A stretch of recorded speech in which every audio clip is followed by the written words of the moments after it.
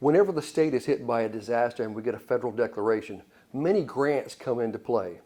One of the ones that is the biggest reimbursement process is for the public assistance grant.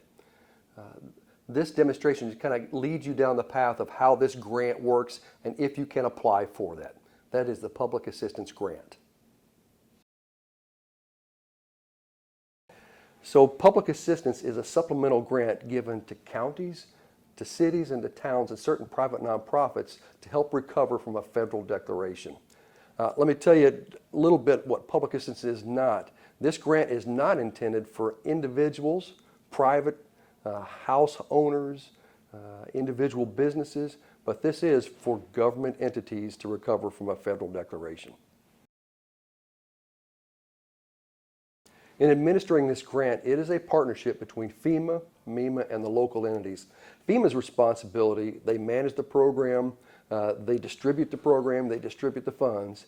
The state's responsibility is education. Part of this briefing today is that education process. The biggest component on this partnership is the local entity. The locals have to define where their damages are, they have to provide costs, they have to provide documentation for that. But all three of these work together. The program does not work if one partner backs out, so it's a three-legged stool in which all partners play together to make this successful. There are many entities eligible for the public assistance program. First off, there got to be governmental entities, so the state has incurred quite a few costs based on a disaster. Counties that have been declared are also eligible applicants in this program. Cities and towns within those counties are also eligible, and certain private nonprofits. Those are entities that can qualify for this grant as well. Defining those private nonprofits, we have two categories of those private nonprofits. First are our critical facilities, our power, our water, things that we just cannot live without for a long time. So those categories of private nonprofits are eligible for all elements of this program. There are some that are non-critical, or museums, our houses of worship, community centers. They're non-critical, so they actually have to apply to the SBA for a loan first. If the SBA loan is approved, then that is the avenue for their recovery. If it's not, then they can go to FEMA for this. So those are players within this public assistance program. We call them applicants. Once again, governmental entities, counties, cities, and towns within those declared areas. We want to talk about facility eligibility. In the public assistance grant, we use the word facility a little bit differently. You typically think of a building as a facility, but within this grant, a debris project is considered a facility. A road project is considered a facility. So for the facility to be eligible for reimbursement in this grant, it has to be damaged because of the declared event. It can't be pre-existing damage that's captured when this event occurs, but it's got to be damage because of this event, the storm. The next criteria with facility eligibility is it has to be within the presidentially declared area. So if the county is declared, that damage has to occur within the boundaries of the county. It can't extend to a county that is not declared. So it's got to be within that presidentially declared area. Finally, it's got to be the legal responsibility of that city or town or county. You can't go out and repair something that doesn't belong to you and then be reimbursed by FEMA. Then finally, it can't be under the authority of another federal agency. For instance, many cities or counties have federal highways that roll through them. You can't go out and repair those federal facilities and expect to be reimbursed by FEMA because they're the responsibility of another federal agency. So within the public assistance grant, there are several types of work. These types fall in the main categories of emergency work, and then the next category is our permanent work.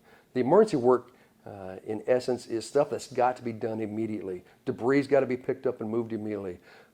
Response has got to happen immediately. So those are emergency work. The other categories of work are roads, our buildings, falling into that permanent work category, and there are different criteria with those.